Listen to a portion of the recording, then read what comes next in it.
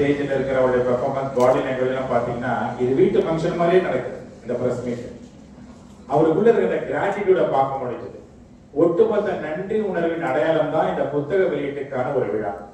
அதான் நான் சுதர்க்கு சொன்ன ஆரம்பத்திலேயே, எங்களை போன்ற கல்வியாளர்களோ இல்ல நடிகர்களோ இல்ல பெரிய பெரிய அதிகாரிகளோ இந்த புத்தகத்துக்குள்ள போய் வெளியிடுறதை விட ஒரு டாக்டர் தான் இதை உணர்ந்து வெளியிடணும்னு அப்பவே சொன்னேன். அதுக்குண்டான டைம் இப்பதான் வந்திருக்கு. அதுவும் அவருக்கு ரொம்ப தெரிஞ்ச ஃபேமிலி டாக்டர். ஒரு மருத்துவருக்கு தான் தெரியும் உடல் கூறுகளை பத்தி, அனாட்டமி பத்தி, பிசியாலஜி பத்தி, மெத்தாலஜி பத்தி எல்லாம் அவங்களுக்கு தான் தெரியும். எப்படி ஒரு காவல்துறை நண்பர் ஒரு மனிதன் கிட்ட இருந்து மனிதனை காப்பாற்றுறதுக்காக ஒரு லா அண்ட் ஆர்டர் மெயின்டைன் பண்றாரோ, அது கிரிமினல் கிட்ட இருந்து காப்பாற்றுறாரு, டாக்டர்ஸ் கிருமி கிட்ட இருந்து காப்பாற்றுறாங்க. ரெண்டுதான் டிஃபரன்ஸ். அப்போ உடம்புல இருக்கிற அந்த நோய் எதிர்ப்பு சக்தியை உருவாக்குறது உண்மையான காவலாளி. அப்ப பிசிக்கல் பாடிக்கும் ஒரு லா அண்ட் ஆர்டர் இருக்கு. ஆனா நம்ம வெளியில இருக்கிற லா அண்ட் ஆர்டர் 24 தூக்கம் இல்லாம இந்த 2 IPS ஆபீசரும் பாதுகாத்திருக்காங்க. அது ஒரு கைதட்டல். அப்ப உள்ள இருக்கிற லா அண்ட் ஆர்டர் யாரை காப்பாத்துறது? அதுக்குண்ட காவலாளிகள் தான் டாக்டர்ஸ். அப்ப டாக்டர்ல போட்டுறோம்ல. அப்படி பார்க்கும்போது குழந்தைல இருந்தே உள்ள பார்த்து அத்தனை டாக்டருக்கு ஒரு கைதட்டல் கொடுக்கல. நேரம் இல்லாத காரணத்தினால் இந்த எடெக்ஸார் அப்படிங்கிற புத்தகம் நான் படிச்சு நிறைய விஷயம் தெரிஞ்சுக்கிட்டேன். இந்த பிசிக்கல் பாடிக்குள்ள இப்ப நான் டாக்டர் பேசும்போது சொன்னாங்க, நல்லா நடக்கணும், நல்லா ஓடணும், குறைஞ்ச அளவுக்கு சாப்பிடணும், விழிப்புணர்வோட இருக்கணும் சொன்னாரு. நிறைய சிரிக்கன்னு சொன்னாரு. அடுத்தவங்களை சிரிக்க வைக்கிறது தான் என்னோட வேலையே. அதாவது நாங்களாம் காமெடி லிஸ்ட்ல வந்திருக்கோம். அதுல நகைச்சுவை நடிகர்கள் கைத்தட்டிங்க பாரு, ரொம்ப நன்றி உங்களுக்கு எல்லாம். என்னுடைய ஒய்ஃப் என்னுடைய மிகப்பெரிய ரசிகை. என்னோட ஒய்ஃப் மாதிரி யாருக்குமே கிடைக்க மாட்டாங்க. ரொம்ப பெருமைப்படுறேன். ஏன்னா எல்லாமே அவதான் பாப்பா. வீட்டுல வீடு பெருக்கிறது அவதான் பாப்பா, துணி துவைக்கிறது அவதான் பாப்பா, ஒட்டடிக்கிறது அவ, சமையல் அவதான் பாப்பா. அவ பாப்பா செய்யறதெல்லாம் நான் தான். ஒரு பேர் சிரிக்க வச்சேன்ல, அது முதல்ல கைத்தட்டு. அப்போ நோயற்ற வாழ்வே, நல்லதான் சொல்லுங்களேன், நல்ல பழமைய. நோயற்ற வாழ்வே வாய் விட்டு சிரித்தால், முழுசா சொல்லுங்க, நோய் விட்டு வாய் விட்டு சிரித்தால், வாய் சொல்லுங்கப்பா, வாய் விட்டு சிரித்தால் நோய் விட்டு போகும். சிரிக்கப்பா, சிரிக்கிறதே கிடையாது. நானும் வந்தது பாக்குறேன், இந்த மேடையில் இருக்கிறவங்க ஏதாவது ஒரு ஜோக் சொன்னாங்க, நம்ம சிரிக்கிறோம். அப்ப ஜோக் சொன்னா சிரிக்கிறோம்னா, நீங்க ஜோக்குக்கு முதல்ல ஜோக்குக்கு ரெடி ஆயிட்டா ஜோக் அடிக்கிறது. ஆனா சீரியஸாவே இருக்கிற வாழ்க்கை பூரா. அதுதான் HIV ஒரு வியாதி வந்தது ஒரு காலத்துல. அது ஹியூமன் இம்யூனோ வைரஸ்.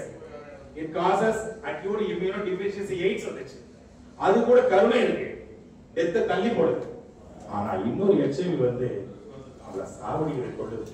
அது இந்த அரங்கத்தில் நிறைய பேருக்கு இருக்கு. அதை கண்டுபிடிக்க முடிஞ்சது என்னால. இவன் ஏதோ வளர்றாங்க. அந்த HIV என்னன்னு நான் சொல்றேன், நீங்க எல்லாம் நிமிந்து உட்கார்ந்ததான் சொல்லுங்க. உங்களோட முதுகெலும்பு நேராவே இல்லையே, வெற்றிபுல் காலத்தை நேராக பார்க்கல. இந்த HIV இருக்கிறதுனால அந்த HIV கண்ணை திறந்து மைக்ரோஸ்கோப் வழியா பார்க்கணும்.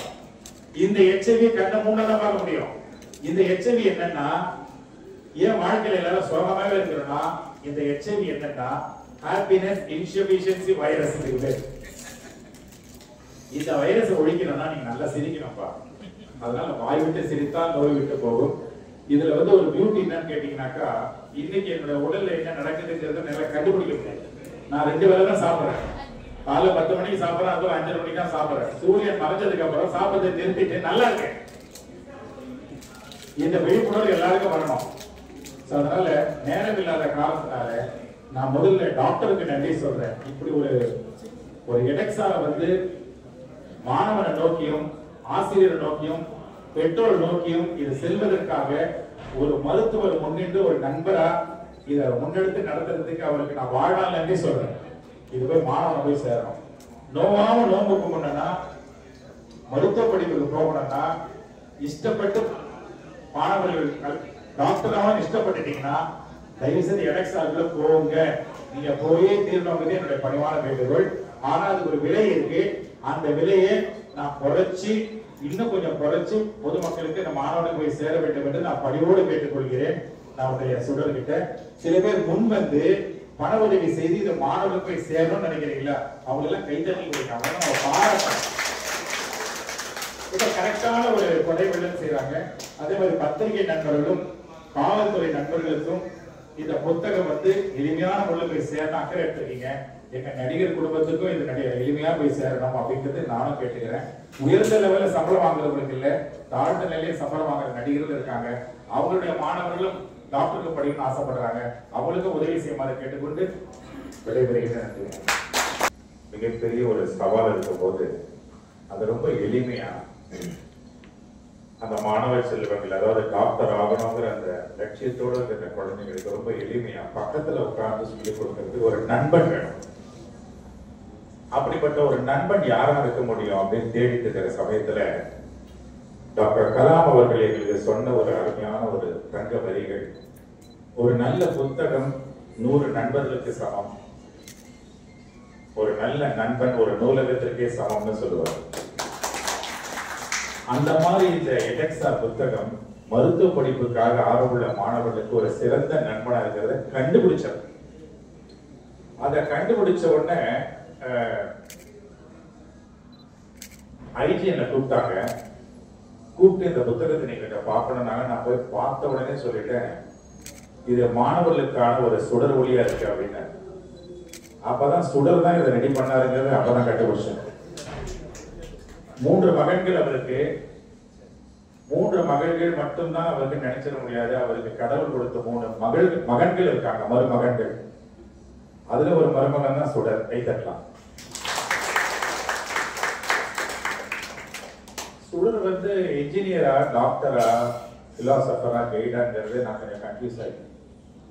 சுடர்கிட்ட பேசும்போது அவர்கிட்ட இந்த பணிவு, அந்த பொறுமை, கிராட்டிடியூடு, பேஷன் இதெல்லாம் பார்க்கும்போது அவங்களுடைய உருவாக்கின அத்தனை டீச்சர்ஸ்க்கும் நான் தலை வணங்குறேன். சுடர் உருவாக்கின அத்தனை டீச்சர்ஸ் அண்ட் பேரண்ட்ஸ்.